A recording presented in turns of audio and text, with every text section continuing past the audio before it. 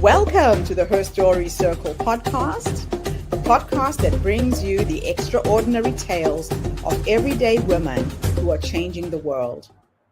I'm your host, Gertrude Mache, and I'd like to acknowledge traditional custodians of the land on which we meet today. I also like to pay my respects to elders, past, present, and emerging. Every week, we dive into the lives, challenges, and triumphs of women from all four corners of the globe. We're here to inspire, enlighten, and connect, sharing stories that uplift and empower. So grab a cup of coffee, settle in, and join us as we explore the incredible journeys of women shaping our future. This is Her Story, where every woman's voice matters. Hello, everybody, and welcome back to the Her Story Circle. This is Gertrude Mache here in beautiful Melbourne, Australia. And today I am graced with the presence of yet another fascinating woman. Welcome, welcome, welcome to our tribe. Please tell everybody your full name, where you're based, and share your story with us today.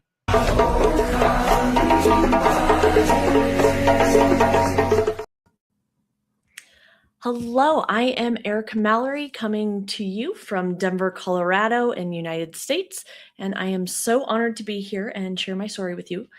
So when my daughter was about 18 months old, she came into the room. I was sitting there with my best friend. We were eating one of our favorite Indian meals, and here she comes toddling up, holding something carefully in both hands. She had the biggest smile on her face. She was so proud. Walked straight toward me, looked me in the eye, just said, "Here, Mama." It was a wine glass. It was empty, but it was a wine glass that this 18-month-old decided to bring me. Now, I remember laughing at first. Of course, we were laughing, just, oh my God, that's hilarious, adorable, kind of embarrassing, but haha, right? Maybe it's the time that we get out our phones, take a picture, document the event. But something in me wasn't laughing, because it was in that moment that I realized she wasn't pretending. She wasn't playing house, but she was repeating me. Not what I told her, but what she saw. And this was this quiet, uncomfortable thought that if this feels normal for her, what am I teaching her without ever saying a word? Now, here's the important part. I never hit rock bottom. I never had a rock bottom moment. I wasn't missing work. I wasn't in a bad relationship. I wasn't drinking in the morning or drinking throughout the day.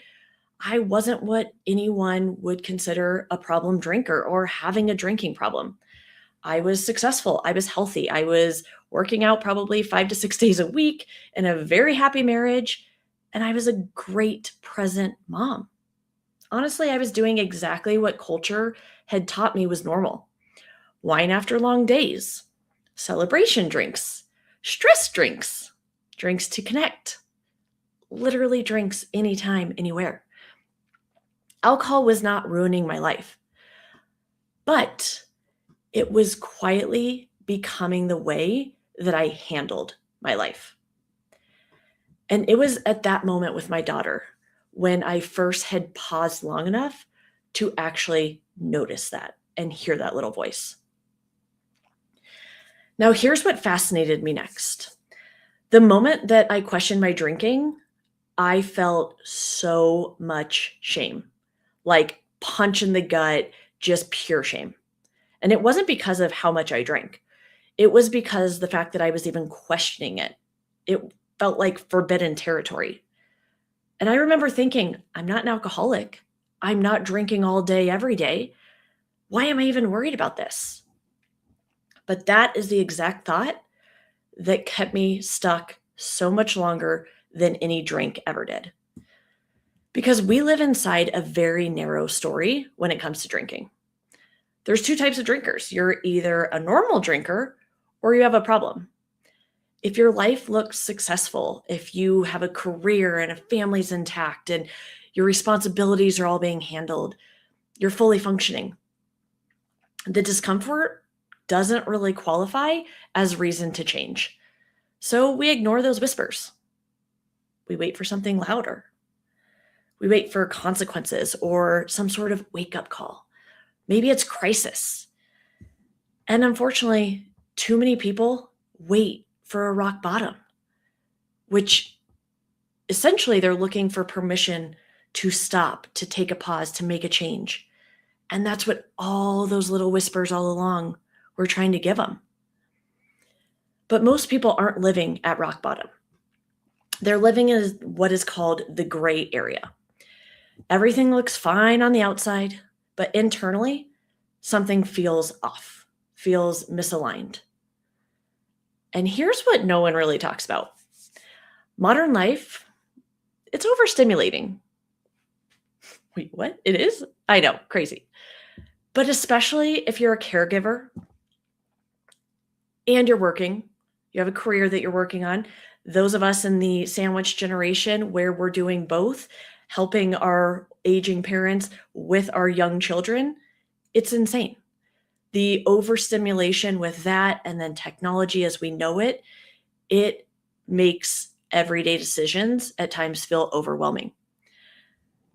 So mix in people like me who are also considered deeply feeling, highly sensitive, and our nervous systems don't know what's going on. We are constantly processing noise and responsibility and emotion, expectation. And by the end of the day, so many of us, we're not even craving alcohol. What we're actually looking for is relief. And alcohol works. It works every time. It's fast, it's effective, and most of all, it's consistent. It quiets our mind, it softens the noise, turns down the volume on those emotions or anything that's been stimulating throughout the day. And that's why drinking, I've seen for so many of us, it's not about discipline. It's about regulation. Now, for decades, we've approached drinking through basically distraction. We drink to relax, right? We drink to celebrate, to cope, to take the edge off. Alcohol has become a socially approved pause button. But distraction and regulation are not the same thing. Distraction numbs, and it does a good job numbing that discomfort, but it does so temporarily. Regulation, on the other hand, that is actually teaching our body and our brain how to move through this discomfort and how to do so safely. No one had ever taught me the difference. And I know from working with so many people doing exactly this, same thing for them. I knew how to label my feelings, but feeling them was completely different. And having two young children has absolutely made me realize this to a completely different extent. So when I just was trying to drink less and failed repeatedly, I really started questioning everything I knew because it wasn't that I lacked willpower. I had been the queen of willpower for so many different things, but I was removing my coping strategy, my basically emotional support something, but not replacing it with anything else and not doing anything with what was actually underneath.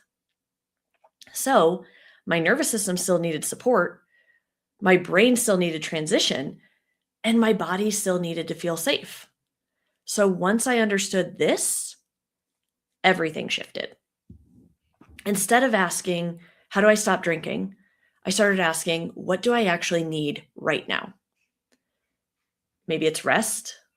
Maybe it's connection, silence, movement.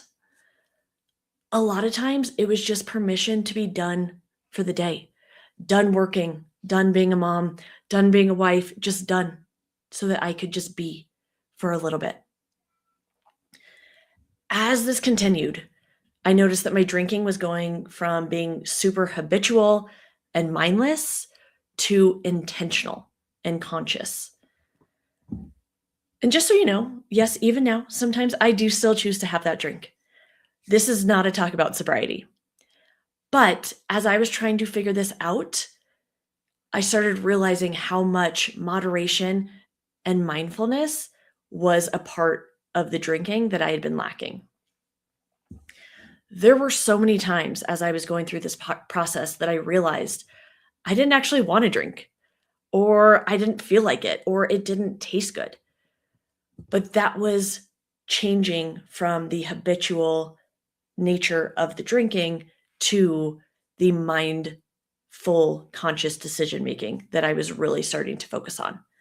And this is when moderation stopped feeling like restriction and actually felt like I was building skills. And it got so much easier. I made it easy and fun. So, that's kind of the way I work, and started thinking of it like piggy banking. So, this is an example. Each day that I decided to take a day off, I would take a little gym and put it in a jar. Piggy banking, right? I call them be free, booze free, whatever you want to call it.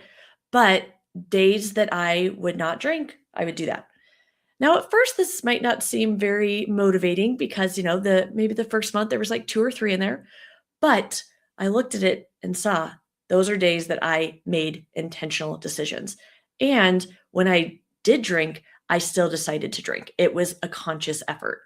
So, come up with a visual representation of how to work on a habit that you're working on that is going to be visual and motivating.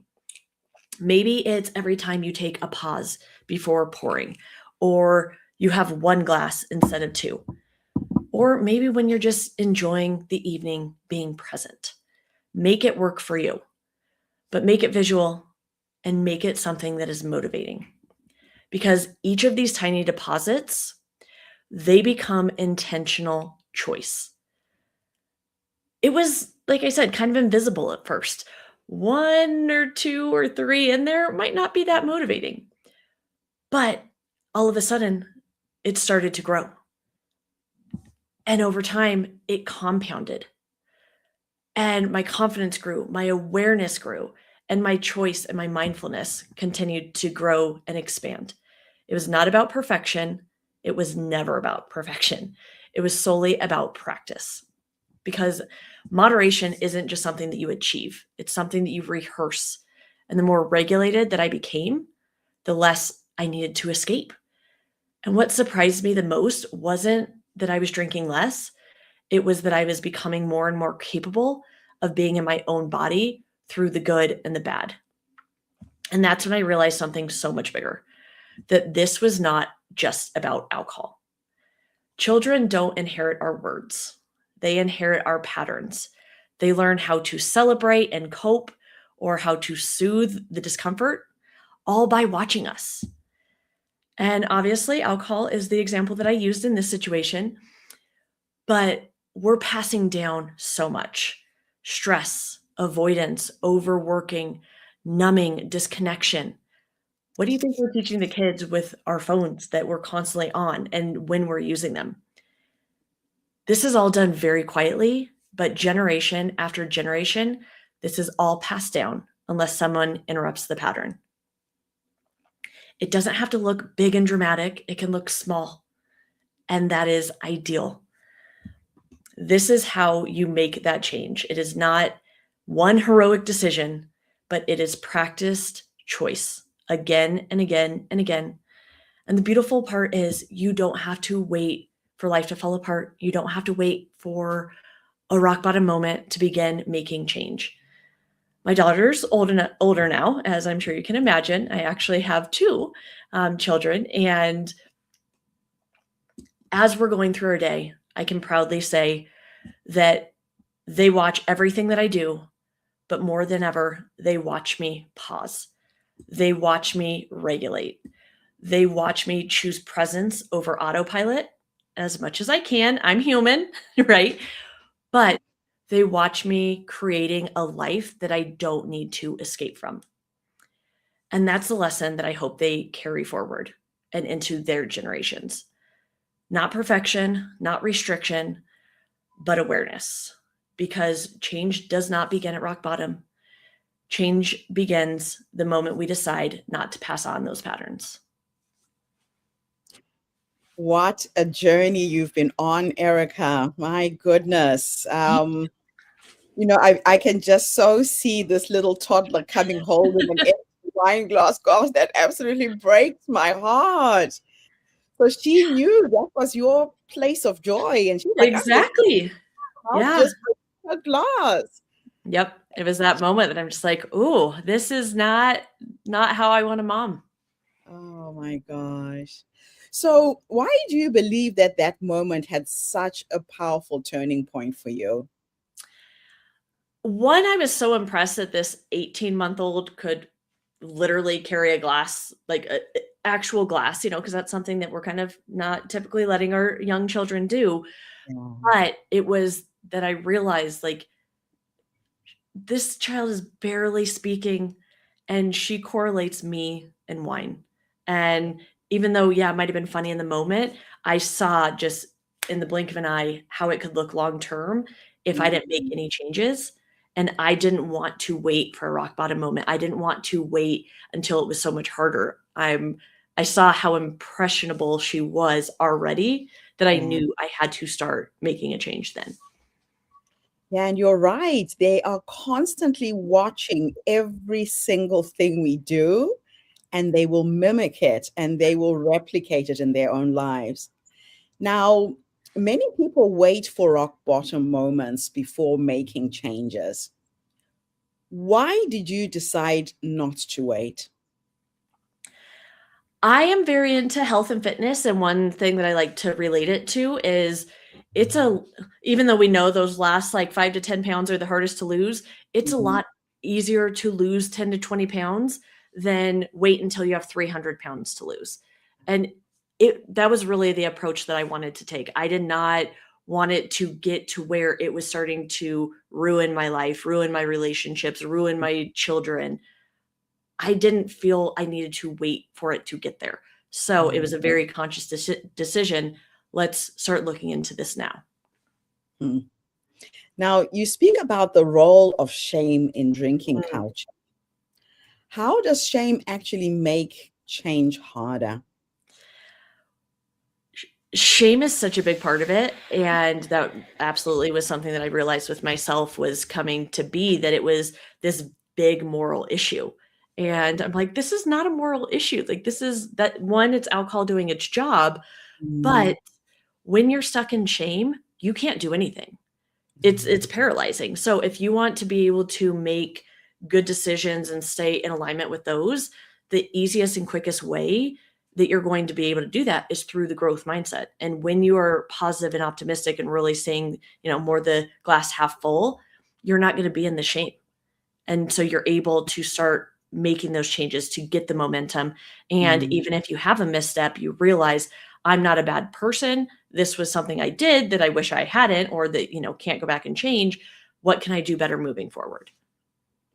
So, how do you cope in social settings? I'm not a drinker. I've never been, but when I moved to Australia, there's a big drinking culture here. Yeah. And I've noticed I make people uncomfortable because Mm. I don't drink. And I go to events and functions, and people are insisting, oh, just have a little bit, just have a small glass. And I'm like, I actually don't like the taste of alcohol. No.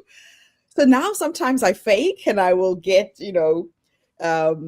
sparkling water, or, I have to hold something in my Yeah. hand to make my host or other people comfortable with the fact that I don't drink. How do you cope with that? So I've definitely realized that it's not about me, it's about them. And I probably did the exact same thing with other people, not realizing it, previously. But when you have confidence in your decision, it makes things so much easier. So Mm. now I mean, one, I actually have more fun now when I show up places and I'm not drinking. Cause, once everyone starts getting that really lively part, I'm like, cool, time for me to go. But I have a great time. I just know I'm not going to feel terrible the next day. And Yes. granted, sometimes I do still drink, but I never feel the need to keep going anymore. And that was where the big shift was. But a lot of it is really having that confidence in your decision making, because your drinking is not about anyone else. It has nothing to do with anyone else, just like their drinking doesn't really have anything to do with you. But you not drinking basically becomes a mirror to them, showing them like, I don't know if I like this aspect. So please, I don't want to see that mirror right now.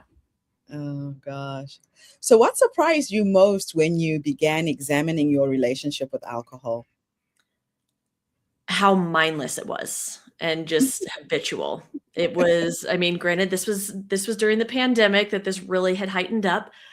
Before that, I would say much more normal, not daily, but during the pandemic became the daily thing. But Yeah. I just didn't realize, like, wow, it's been a while since I like didn't not have a drink, even if it was only a glass or two of wine. But it was just insane how I didn't even think about it. It was just like by a certain time, like my body and my brain knew what to do, and it was just here you go. And that's kind of what surprised me the most. Mm. Now you created the player framework. Mhm. Can you walk us through it and what it Yes. means and how people can apply it? Yes. So this was, I call it drink like a player, but to me, it is, I still use it to this day, but it is the easiest way to start drinking less. But P, you want to plan and prepare. So actually come up with a plan with how much you're going to drink, what that looks like. If you're going out to a restaurant, look at the menu ahead of time to decide what you're going to have and actually take those steps to prepare.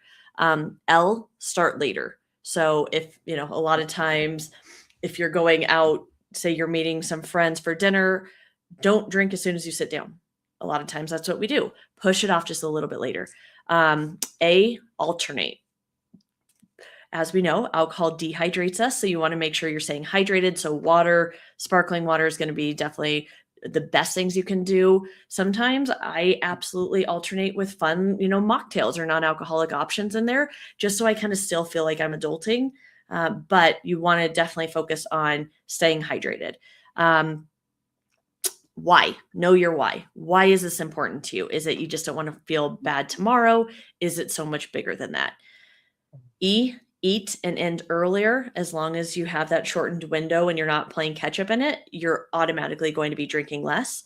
And Yes. then R, rest and repeat. Once we reach a certain amount of alcohol in our system, we cannot reach REM, which we all know how important REM is for recovery, for our body, everything. So really focusing on that sleep part. The best thing you can do there is make sure you're done drinking at least 2 hours before you're planning to go to bed, so that the alcohol can start working its way through your system. So basically, with that framework, even if you're just following a couple of those in there, you are going to be naturally drinking less and being much more mindful as you're drinking. Oh, I like that. It's such a simple framework and easy to remember. I love it. Now, what are some cultural myths about drinking that you think we need to challenge? I feel like things are starting to get challenged a little bit more now, but as I'm sure all of us know, like alcohol, it's not great for us. It is a carcinogen, it is poison, it's all those things. So I think just being real about like drinking, again, I still drink, but I'm making the conscious decision, but it Yeah. is not something that's good for us. So just being real and honest about that. Also, we don't need it all the time everywhere. I definitely Mm. look back and it was a part of pretty much all of my life, like from anywhere we traveled to, on vacation. A lot of the people I work with are like, how can you go on vacation and not drink? I'm like, people do it all the time, so it's just, I Yeah. think challenging the norms and challenging the belief. And when I've gone back to actually kind of understand alcohol and its existence in culture today, it basically came down to, do we make alcohol the bad guy or cigarettes? They chose cigarettes. So now we look at people that smoke and have these judgments, but don't do the same thing with alcohol. I'm not saying to have judgments at all. So please don't take that from this. But more than anything is, if you look at someone and you're like, oh, you probably shouldn't smoke, it doesn't make you, it's not good for your body. Alcohol's the same way. Yeah, that's so true. Now, how does drinking culture differ across generations? And why is this conversation important right now? I think it's incredibly important because the younger generation right now is drinking less than ever in history, which is amazing. The flip Mhm. side to that is they are doing other things. I mean, vaping is one of the worst absolute things you can do, and obviously the younger generation very into vaping. So I think the biggest thing to really understand there is why generations drink. A lot of it has been habitual. It has been, this is your nightcap, this is how you end the day, this is how you tell the world like you're done. Mm. Understanding what that looks like when you're using it, and then kind of push back on what that actually means and what you actually need in that moment. Because, like I had mentioned earlier, it's typically you're looking for regulation, you're looking for a pause button. Alcohol Yeah. is going to do that temporarily, but that's not what you actually need. It's what you No, want, but it's not what you need. it's not really the solution. Yeah. Now, you talk about generational change. Mhm. What patterns did you notice in your own family that you wanted to shift? One big thing for me was just my parents grew up. I don't think that they drank near as much growing up as my generation did, like when they were younger type thing. But they Um, also had kids a lot younger. So I think having kids older, being more established definitely changes things. yeah. But we're living a lot older, a lot longer. For me, I want those to be good years, I'm healthy, that I'm feeling good, and just knowing if I make a change now, how I'm going to look and feel in my body as I'm aging is going to be so much better than, the my parents' generation, for example, who has drank maybe more heavily throughout all those years, and just seeing what that looks like. So trying to really reverse any damage long term by making the changes now. Mm, I love that. So, what role does awareness play in breaking habits we didn't even realize we had? Awareness is everything. In my mind, you can't change anything you're unaware of. So the awareness part is key. And that was number one in really changing my relationship with alcohol. That's why I started my piggy banking, it Yeah. was a visual representation of the awareness of, okay, this is now becoming a mindful choice. It's not habitual anymore.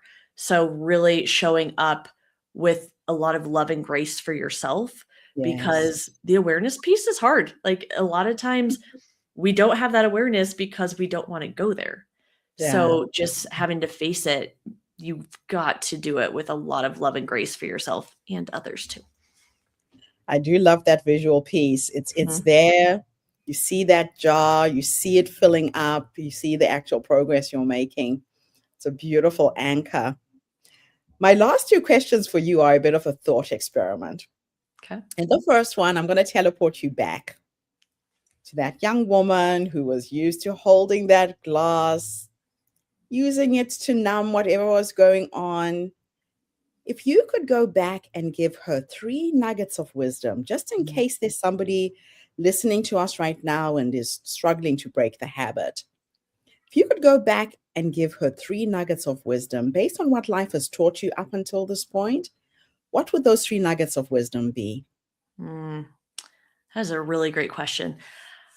I would say number 1, you don't need it. It's much more of a mental, psychological thing than you realize. Um, 2, if you are at all thinking about it, now is the time. We're gonna get these whispers. The whispers are gonna get louder and louder and louder until it's just this blaring, screaming thing. Don't wait for that. Listen to the whispers. Um, and then 3, it's all about regulation. Typically, when we're going to drink, we're actually just looking to regulate ourselves. So, checking in with yourselves, focusing on you, and just doing what is best for what you actually need, not what you want in this moment, but what do you need now that will make you feel better later. Beautiful. Last question. I'm going to teleport you into the future this time. Mm.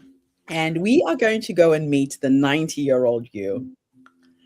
Judging by how you're living your life with this healthy, vibrant mindset, you'll probably be on a dance floor somewhere, or you'll be sitting in a rocking chair surrounded by your children and your grandchildren. But if I could teleport you to go and meet this wise woman who has led you up until this point.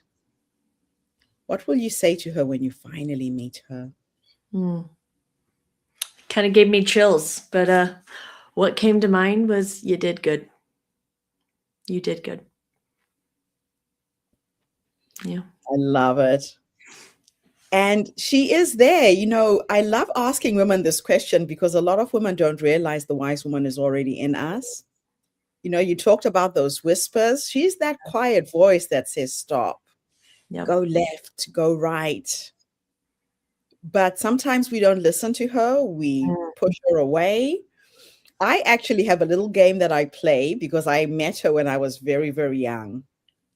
And I started talking to her. And if I'm going through a struggle, if I'm trying to figure something out, I go into my meditation and prayers before I sleep and I ask her questions. And I'm like, okay, I'm stuck. So, what is the next step? And then I'm in the shower the next day and I have these light bulb moments and this idea just drops into my mind. And there it is. But we always look outside of ourselves for answers, but the answers are within, right? Always. Yes, absolutely. And one thing as you're saying all this, the reason why this is such a passionate thing for me is really healing that generational trauma. And I feel like that the way to do that is by breaking the pattern, but you have to connect with yourself and your intuition and, your young self, your older self. That is such a beautiful vision that I had. So thank you for sharing that. Yeah, no, you have certainly listened to your wise woman.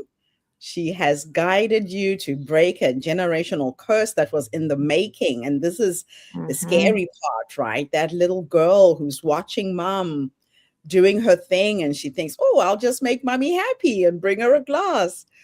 But now you're helping so many people. How can people get access to you, Erica? And is there anything else I should have asked you and I didn't? No, this was fantastic. You can find me at shameover.me. I also have a podcast, Shame Over, the Drink Less podcast, or on Instagram as well. So those are the main things. But really just if you are at all feeling these whispers, whether it's about drinking or something else, listen to them, really sit with them because you don't want to wait for them to become a loud, hollering yell. I love it. Oh, thank you so much, Erica. Thank you for your wisdom and thank you for sharing this knowledge with our community today. Thank you so much. Appreciate the opportunity. And thank you to everybody who tuned in. The Her Story Circle is not just a podcast. We are a social impact movement that brings you the stories and voices of women from all over the world. We share our stories to uplift you, to inspire you, to energize you, but most importantly, to help take you from where you are now to where you're trying to go. So if you are a woman who is struggling, trying to stop drinking, you don't have to do it alone. There's experts, there's people who've gone through it before who can support and help you. Erica is here. She's shared her incredible story. Or if you know a friend, a relative, somebody who needs this information, who needs the support, please tag them on this podcast, share it on your social media. Let's help those that we love break the habit and the addiction. So I'll be back again tomorrow, everybody, with yet another amazing guest. In the meantime, have a fantastic day, morning, or evening, wherever you are in the world. And Erica, thank you again for this incredible. Thank you. Appreciate it. Bye for now, everybody. Thank you for tuning into the Her Story Circle podcast. I hope today's story has inspired you to believe in the power of our stories and the difference you can make in the world when you use your voice. I'm Gertrude Mache, and it's been an honor to share this space with you, where voices from all walks of life come together to weave a rich tapestry of diverse perspectives. Don't forget to subscribe, rate, and review our podcast to help us share these stories with more listeners. Follow us on social media by looking for the Her Story Circle podcast for more updates. And join us tomorrow for another episode filled with courage, resilience, and empowerment. Remember, your story matters, And together we're building a stronger, more inclusive world. Until next time, keep making her story.